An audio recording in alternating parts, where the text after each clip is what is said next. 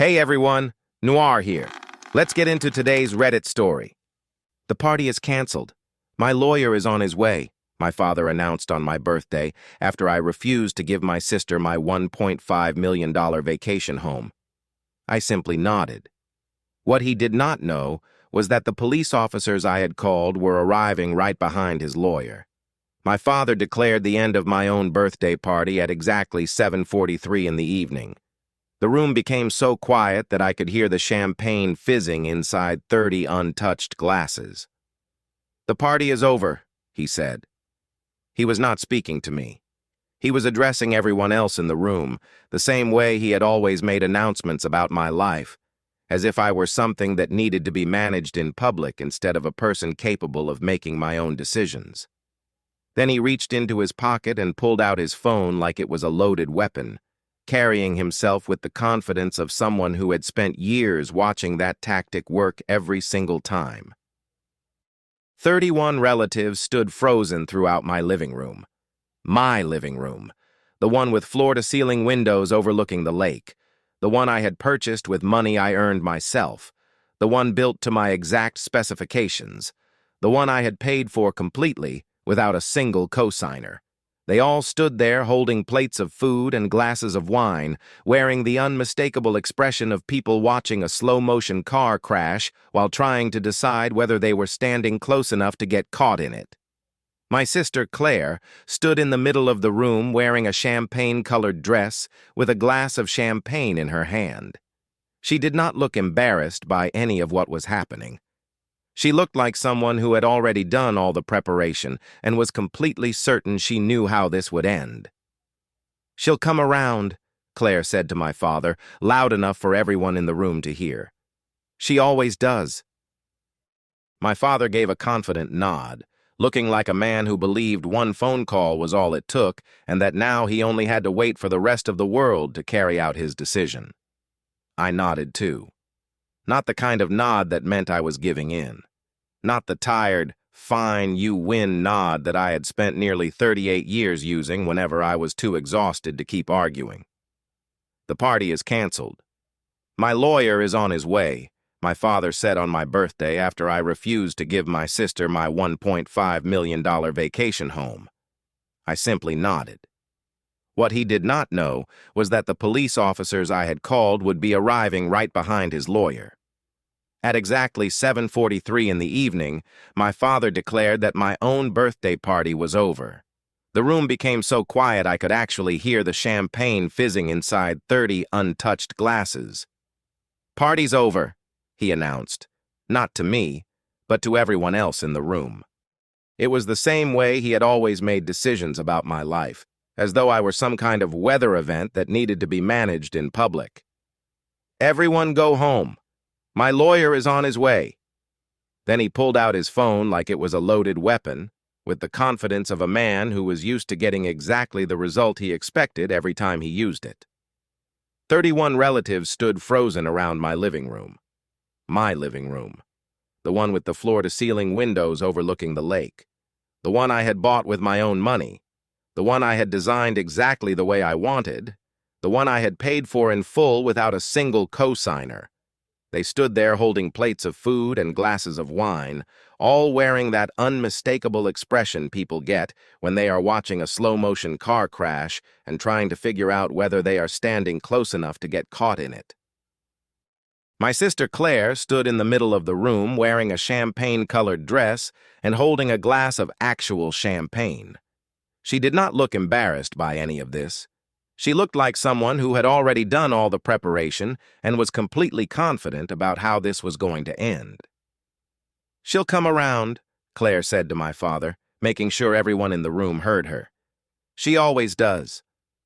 My father gave a satisfied nod, carrying himself with the confidence of a man who had already made one phone call and now only had to wait for the machinery of the world to confirm that he was right.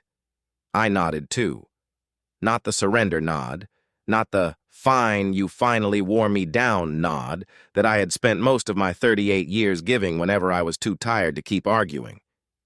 This was a different nod, a quiet one. the nod of a woman who had seen this coming 4 days earlier and had spent every one of those 4 days preparing for it with the methodical precision of someone who builds security software for a living. My father looked at my silence and mistook it for hesitation. That was his first mistake. His second mistake was not knowing about the other phone call I had made, the one I placed 20 minutes before the first guests arrived. It was to Detective Michael Carter at the Lakewood precinct. 3 days earlier, I had walked into his office carrying 6 hours of cloud-stored night vision security footage, along with a trespassing report I had already drafted. He had been professional, helpful, and very interested in everything I brought him. His third mistake had happened 4 days earlier, but I will get to that. My name is Olivia Bennett. I am 38 years old, and I have been building things ever since I was 19. The first thing I built was a reputation. In the Parker family, I became the one who never needed anything from anybody. It was useful. It was also lonely. Later, I built something much bigger, a technology company. Bennett Smart Technologies started in the bedroom of my apartment back in 2009. At the time, all I had was a laptop, a soldering iron, and one simple belief that has been proven right in more situations than I can count. Most people have no idea how much a camera actually sees. Today, my company designs integrated smart security systems for high-net-worth residential and commercial clients. We build custom camera arrays, artificial intelligence-assisted motion detection, cloud storage with forensic-grade timestamps, and smart lock systems that record individual access logs connected to biometric data. The company now has 41 employees. We operate offices in Seattle and Austin. Our annual revenue would probably give my father a heart attack if he ever learned the real number. He never will. He stopped asking about my career around the time he realized my success would force him to change the opinion he had spent years holding about me. I designed the entire security system in my lake house myself. That is not a figure of speech. I personally planned and installed every single component protecting that property. There are 32 cameras covering both the inside and outside of the house. Every entrance is protected by smart locks with individual access codes that are automatically logged to the cloud. Motion sensors monitor all 3 floors. The main living areas also record audio because county regulations allow homeowners to do that on their own property. Even before everything that happened 4 days ago, I had always believed, quietly but firmly, that good documentation was one of the best forms of self-protection. My lake house is in Lakewood, Washington. I bought it in 2019 for $1,470,000. For that market, and for that property, it was a fair price. The house has 4 bedrooms, 3.5 bathrooms, a wraparound deck facing the lake, and those floor-to-ceiling windows that my father's eyes kept drifting toward all evening, studying them with the possessive look of a man taking inventory of something he believed already belonged to him. I had lived there by myself for the past 4 years. My family had visited only twice. Both visits came with the same quiet message. No one said it directly, but everyone hinted that a house this large was wasted on a single woman. My father was the only one willing to say it out loud. He called it underutilized. My mother said the guest room was just wasted space. My sister Claire did not say anything at all. Instead, she slowly walked through every room, taking her time and looking around with the kind of careful attention that made it seem like she was memorizing the layout. I noticed. I did not react, but I noticed. Act. I filed it away in the back of my mind the same way I would notice a change in the weather. I was not alarmed yet. I was simply aware. I put it into the category of things to keep watching until I had enough information to act. Professionally and personally, that has always been how I handle situations when I do not have all the facts.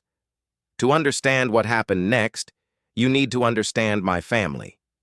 My father, Richard Bennett, is 66 years old. Long before I was born, he became the center of gravity in our family, and everyone else was expected to orbit around him. He retired after spending years as a commercial contractor. He built a respectable career, then turned that success into an ego that constantly needed other people to validate it. He is the kind of man who introduces himself by his old job title, even when nobody asks. He has an opinion about almost everything. He considers himself an expert on almost everything. In reality, those two things are rarely the same. For more than 40 years, he has made decisions for everyone around him and called it love. When it came to me, his thinking never really changed. Denise does not need help. So Denise does not need anything. And if Denise does not need anything, then whatever belongs to Denise can always be given to somebody else. My sister Claire is 34 years old. She is attractive, charming, and somehow has managed to go through her entire life without facing real consequences for her choices. That was not because she was especially persuasive. It was because my parents created a pattern early on and never broke it. No matter what Claire did, they rescued her. They never stopped to think about what that constant protection would eventually turn her into. Over the last 5 years, she has lived rent-free in 3 different places. Each arrangement lasted until the people helping her finally decided they could not keep doing it. Now she lives in a 1-bedroom apartment in Tacoma. She constantly complains that it is beneath her. My mother, Sandra, is the quietest member of the Parker family. In many ways, she is also the most dangerous. She has spent her entire marriage softening the rough edges of my father's decisions while privately agreeing with nearly all of them. She speaks with a gentle, concerned voice that makes her sound reasonable. She has an incredible talent for making you believe she is on your side, even while she is helping something completely unfair happen to you. She always makes it seem as though everything simply got a little out of hand.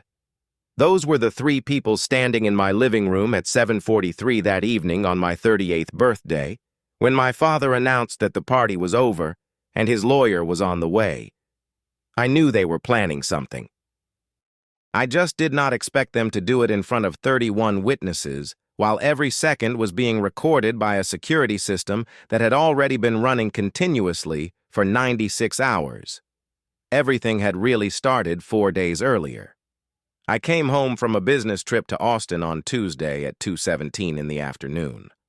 Before I even unlocked the front door, I knew something was wrong.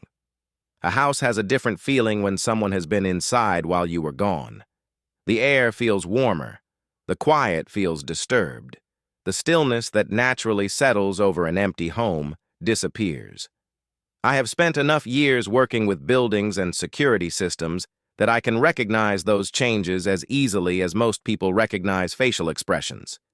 The moment I stepped into my foyer, I felt it. I did not panic. I simply started walking through the house without touching anything. I was gathering information, cataloging everything. The kitchen came first. There were 2 glasses sitting in the sink. They had been rinsed, but they had not been washed. Near the coffee machine, I found a smear of something on the counter. Then I noticed a box of the exact herbal tea my sister drinks sitting on my second shelf. I never buy that brand. Next was the living room. The blanket from my reading chair had been left on the couch, arranged in a way I never leave it. There was also a faint ring from a drinking glass on the side table. Someone had set a glass down without using a coaster. I would never do that. Then I walked into the guest room. Claire's perfume hit me immediately. She had not forgotten a bottle there. The scent had settled into the pillow the way perfume only does after someone has slept there for more than one night. Finally, I opened the wine cellar. I knew something was missing before I even looked at the rack. I know every bottle in that room. The 2018 Chateau Pichon Baron. Retail price, $800. I had been saving it for a special occasion. It was gone. The empty space where it belonged stood out immediately. I did not call my parents. I did not call Claire. Instead, I walked straight to my security system. I poured myself a glass of water, opened the recordings, and pressed play. On the first day, my father showed up at my front door at exactly 11:24 in the morning with a key. Not the emergency key I had originally given my parents for real emergencies. I had changed that lock 8 months earlier after another situation involving Claire and a parking pass she had borrowed. This was a duplicate. Someone had copied the emergency key at some point without my knowledge. I had never known that copy existed. There he was, using it to unlock my front door on a Tuesday morning as if he owned the place. I watched him let himself inside. A few seconds later, Claire walked in behind him. She stepped into my living room, stretched her arms out, and slowly spun in a full circle, like someone admiring a home that already belonged to them. She was talking on her phone. The exterior cameras did not record audio, but I did not need sound to understand exactly what her body language was saying. On the second day, my mother arrived by herself at 2:30 in the afternoon. She unlocked the door and walked straight into my kitchen.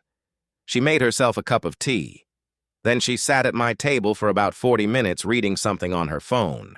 After that, she went upstairs to my bedroom. She opened my jewelry drawer. I watched the whole thing on the camera I had installed there 18 months earlier after another incident that I will not get into because this story is already long enough. She picked up the gold bracelet I had bought in Italy. Holding it under the light, she slowly turned it back and forth on her wrist, studying it. That time she put it back. On the third day, all three of them came together. They stayed from 6 o'clock until 9 that evening.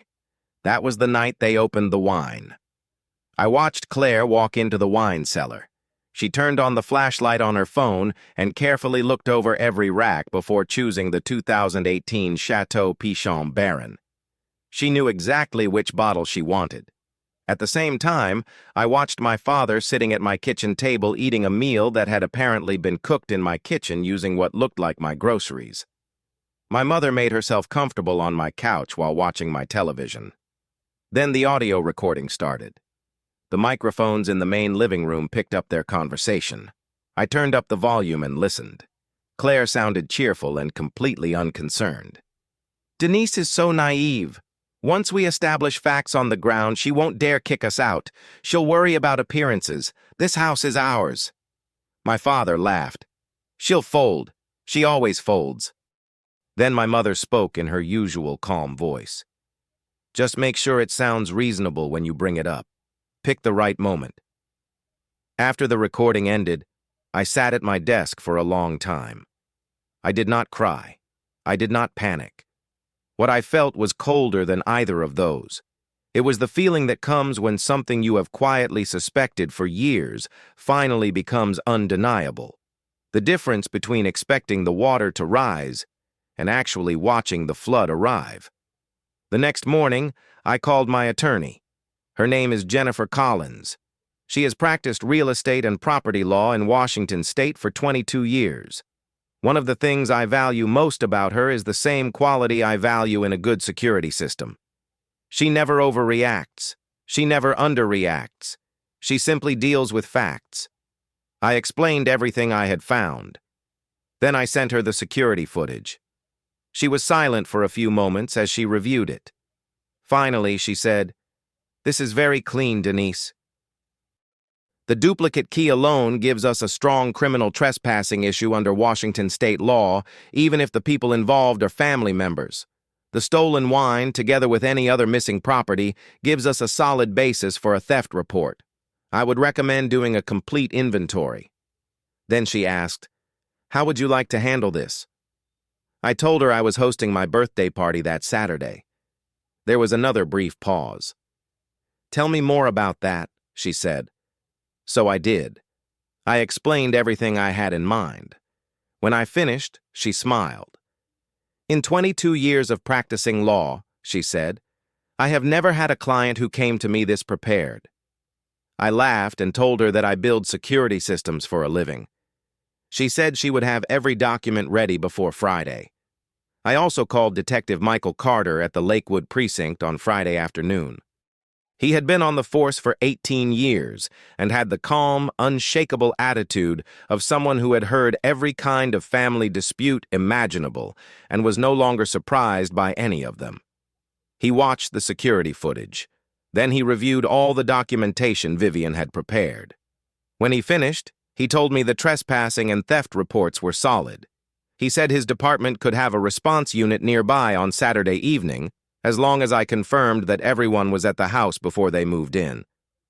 "Just call my direct line when you're ready," he said. "You understand that once officers respond, this becomes part of the public record." "I understand," I replied. "And you still want to move forward?" I looked down at the paperwork on my desk before answering.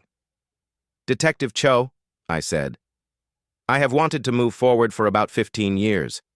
This week is simply the first time I have had the evidence." He let out a quiet sound that almost sounded like a laugh. "We'll be ready at 7:30, he said. "You make the call, and we'll move." I thanked him, ended the call, and went back to confirming the catering order for 32 guests. The 3 days between finding the footage and my birthday party were some of the strangest days I have ever lived through. Life somehow continued as though nothing had happened. I went to work. I answered emails. On Wednesday, I spent 90 minutes in a product development meeting discussing a new firmware update for one of our smart lock systems. I contributed ideas. I asked questions. Nobody sitting in that conference room had the slightest idea that another part of my mind was quietly planning how to deal with criminal charges involving my own family. I also wrapped the birthday present I had bought for myself. It was a first-edition architectural photography book that I had been trying to find for almost 2 years. I finally bought it from a rare book dealer in Portland for $340. After wrapping it, I placed it on my desk where I could see it every day. There was one more thing I did, and I want to be very clear about this. I changed every digital access code connected to my property. I did not replace the physical locks. I wanted everything to remain exactly as it had been so Detective Cho's evidence would stay intact. But I changed every smart lock code. The duplicate key my father had copied would still fit into the physical lock. It just would not matter anymore. With one command from my phone, I could activate the smart lock override and deadbolt every entrance on the property. The moment I pressed that button, his copied key would become completely useless. I even saved that command as a shortcut in my phone. I labeled it with one simple word: done. I ordered my birthday cake. Lemon cake with elderflower frosting. That is my favorite. Not the plain vanilla sheet cake my mother always bought when I was growing up because, as she used to explain, Claire liked vanilla, and it was easier to order one cake than two. Then I invited everyone, the entire family. My father's brother, Uncle David. He had retired after years of teaching. He was a quiet man who always seemed uncomfortable with the way my father treated people, but he had never said anything because speaking up would have meant confronting his older brother. My mother's sister, Aunt Linda, came too. She was sharp, direct, and had looked at my family's behavior more than once with the same expression a doctor gives a patient when they already know the diagnosis, but were never asked for their opinion. Then came cousins, second cousins, nearly the entire Parker family. By the time everyone arrived, my living room looked less like a birthday party and more like a jury that had assembled without realizing a trial was about to begin. At 8:04 that evening, my father's attorney walked through the front door. His name was Thomas Reed. He wore a navy suit and carried himself with the polished confidence of a civil attorney who had spent 20 years convincing people that the law was automatically on his client's side. He stepped into the room and quickly looked around, studying the space the way someone sizes up a negotiation before it begins. Then his eyes landed on me. I recognized that expression immediately. It was the look of a man who believed he already knew exactly how this conversation would end. There was even a hint of pity in it. "Denise," he said in a smooth, reassuring voice, "your father has explained the situation. Considering the size of this property and the fact that you live here alone, refusing to accommodate your sister's housing needs could be viewed as inconsistent with certain family obligations." "Before we get into any of that," I interrupted, "there's something I'd like everyone to see." I picked up my phone. I tapped the screen once. The 70-inch monitor mounted on the wall of my living room, which I had connected to my security system server earlier that afternoon in about 20 minutes, immediately came to life. The entire room fell silent. Not the polite silence people give a birthday toast, a different kind of silence. The kind where nobody breathes, nobody moves, the kind that happens when everyone realizes at exactly the same moment that everything is about to change. The screen filled with night vision footage. A white timestamp glowed in the upper left corner. Tuesday, October 8th. 11:24 in the morning. My front door. My father walking up with a key, the lock turning, the door opening. Then Claire stepped inside behind him. She walked into my living room, stretched her arms out, and spun in a slow circle like she was admiring a house she already believed belonged to her. The footage changed. My mother entered my bedroom. She opened my jewelry drawer. She picked up my gold bracelet and held it toward the light, slowly turning it in her hand. Then the audio began. Claire's voice filled the room. Denise is so naive. Once we establish facts on the ground, she won't dare kick us out. She'll worry about appearances. This house is ours. My father's laughter echoed through the speakers. Then my mother's quiet voice answered in agreement. Claire's words bounced off the walls of the very living room where she had originally said them, reproduced with crystal-clear sound by the $4,000 audio system I had personally installed because I knew exactly what I was doing. My Aunt Linda let out a sharp gasp. Across the room, Uncle David slowly lowered his plate onto a table, moving with the careful control of someone trying very hard not to react. 31 relatives stood without saying a single word. They watched my family watch themselves. Thomas Reed's fountain pen slipped from his hand. It hit my hardwood floor with a sharp click. He never bent down to pick it up. My father's face changed almost by the second. First came shock, then calculation, then anger. Not the anger of someone falsely accused, the anger of a man who had been caught and immediately decided that being caught was the real injustice. That footage is taken completely out of context, he said. As your parents, we have every right to... The doorbell rang. Not his lawyer. The police. 3 patrol cars had pulled into my driveway. Red and blue lights flashed through the floor-to-ceiling windows my family had spent the entire evening admiring. I walked to the front door and opened it myself. Detective Michael Carter stood on my porch. 2 uniformed officers were behind him. Miss Parker, he said calmly, you called. I did. I handed him my phone. Vivian had already prepared the complete digital case file. The security footage, the timestamps, the trespassing documentation, the inventory of everything taken from my property. 1 bottle of 2018 Chateau Pichon Baron, current market value $870. 3 pieces from my jewelry collection, each one photographed and cataloged on Thursday with estimated values. Everything has already been uploaded to the case file, I said, and everyone involved is here. Behind me, Claire finally broke the silence. You set us up. I turned around. She was standing in the middle of my living room. My living room. The confident smile she had been wearing all evening was completely gone. The charming act, the relaxed confidence, all of it had disappeared. What remained was something much more raw than I expected. Not guilt, not regret, pure anger. The kind of stunned anger that comes from someone who has spent an entire lifetime escaping consequences and suddenly realizes there is nowhere left to send them. Yes, I said, the emergency key I left with Mom and Dad 18 months ago. The one you duplicated. I marked it with a tiny trace notch on the bow, the part attached to the key blade. I knew someone had copied it. The key I left behind was bait. I knew exactly what you would do with it. And I knew roughly when. You've been talking about this house for 3 years. I've been watching the pattern for just as long. My father immediately turned toward Thomas Reed, desperate to hand the problem to someone else. Tell them this is a family matter, he demanded. Tell them there are laws that—" Morris quietly closed his briefcase. Then he looked directly at my father. His expression said everything before he even spoke. It was the face of an attorney who had just evaluated the facts, weighed the risks, and realized there was nothing left to argue. "Robert," he said evenly, "there is nothing I can do here." He bent down and picked up his fountain pen from my floor.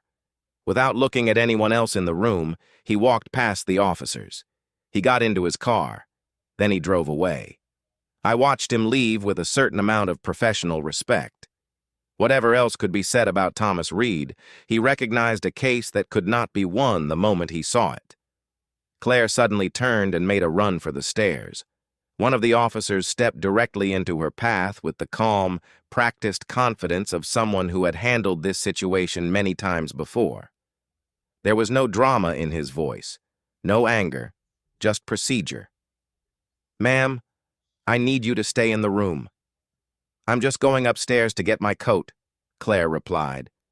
"Your bag, please." She hesitated for a second before handing it over. Her chin stayed lifted, but her voice had started to shake.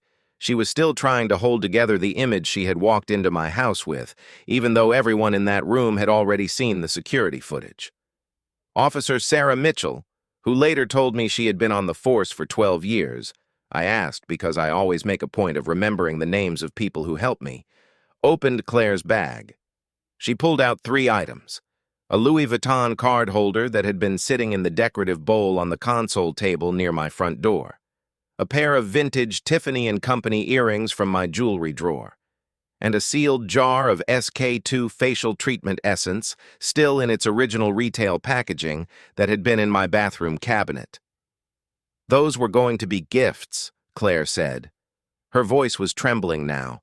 The performance she had been putting on all evening had finally fallen apart. My Aunt Linda had been standing quietly near the fireplace the entire time, looking like someone who had been holding back her opinion with tremendous effort. She stared at Claire for several long seconds. Then she asked one simple question. "For who?" The room went silent. The question just hung there. Nobody answered. As Detective Cho escorted my father toward the front door, he turned to look at me. The expression on his face was unlike anything I had ever seen. It was not guilt. I want to be honest about that. It was not remorse either. It was the stunned look of a man who had spent his entire life believing the rules were for everyone else and had just discovered they applied to him too. Even so, the officers continued walking him outside. My mother left without resisting. For some reason, that was harder for me to watch. She stayed perfectly composed all the way down my driveway. She never raised her voice. She never struggled. She never looked back at me. I had expected anger. Instead, there was something much heavier in her silence. Claire kept arguing until the patrol car door closed. Her voice disappeared the moment it shut. Then the night swallowed the rest. Inside the house, everything became still. My Uncle David walked over and rested a hand on my shoulder. He did not say a word. He did not have to. I stood in my doorway and watched Detective Cho's car pull away. Through the back window, I could still see my father's face. He was still wearing the same expression. Pure disbelief. He had never imagined this ending because he had never believed it was even possible. I watched the cars turn onto the lake road and disappear into the night. Then I closed the front door, and I went back to my birthday party. The following Monday morning, Jennifer Collins's office worked with Detective Cho's department to file the criminal charges: criminal trespassing in the 1st degree, theft in the 3rd degree for the wine and the jewelry, unauthorized duplication of a security key, which carried its own separate charge under Washington property law. My father, my mother, and Claire each hired their own attorney. The legal process lasted 7 months. In the end, the case was resolved through a plea agreement. I did not have the authority to approve it, but I was consulted throughout the process. They paid fines. They paid restitution. They were formally prohibited from entering my property or contacting me there. The restitution covered the stolen wine, every missing jewelry item, and the cost of replacing every lock.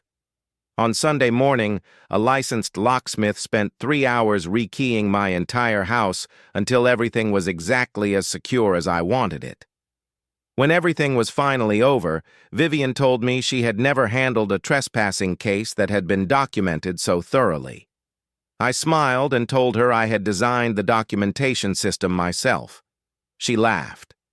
"I know," she said. Then she told me she was referring 2 of her other clients to my company because they needed better residential security. I mailed her one of our company brochures. About 3 weeks after my birthday, I received a short letter from Thomas Reed, my father's attorney. There was no apology, no explanation. He simply wrote that he had reviewed my company's security products and wanted to discuss a consultation for his firm's office building in Seattle. I politely declined. The following week, Uncle David called me. We talked for almost 2 hours. It was the first honest conversation I had ever had with someone in my family about what the last 38 years had really been like, instead of the carefully managed version everyone pretended was true whenever we gathered for holidays. Before we hung up, he told me he was sorry he had not spoken up years earlier. I told him I understood. My Uncle David and I are having dinner together next month. A few days after everything happened, Aunt Linda mailed me a card. Inside, she wrote, "You handled that with more grace than most people ever could. Don't let anyone convince you otherwise." I keep that card on my desk. The birthday cake was lemon with elderflower frosting, exactly the kind I wanted. After the police cars pulled away and everyone finally settled down, my cousin Ethan cut the cake and started handing out slices. We stood around the kitchen eating cake together with that strange mix of shock and excitement that comes after witnessing something no one in the room would ever forget. As it turned out, my father was wrong. The party did not end when he announced it was over. It went on for another 3 hours. At 9:15 that night, I blew out the candles. I did not make a wish. There was no reason to. Everything I had been wishing for, I had already built for myself. It has now been 9 months since that evening. I still live alone in my lake house. My house. The floors are clean. The wine cellar is stocked again. The gold bracelet is back in my jewelry drawer, and the only person who ever touches it is me. I have not spoken to my father, my mother, or my sister since the night of my birthday party. That is not meant to sound dramatic. It is not a performance meant to show how hurt I am. It is simply the truth. That truth came after a great deal of reflection and several very helpful sessions with my therapist, Dr. Melissa Carter, a clinical psychologist in Seattle who has spent 15 years specializing in family systems. During our 3rd session, she pointed out something that changed the way I looked at my life. She said I had spent my entire adult life building systems to protect the things I owned because nobody had ever taught me that I was allowed to protect myself. I am still working on that. But I am making progress. The security system is still running. 32 cameras. Smart locks with complete access logs. Cloud storage backed up with forensic-grade timestamps. Right now, exactly 1 person has the code to my front door. Me. It is a very short guest list, and to my surprise, I have learned that a very short guest list makes coming home incredibly peaceful.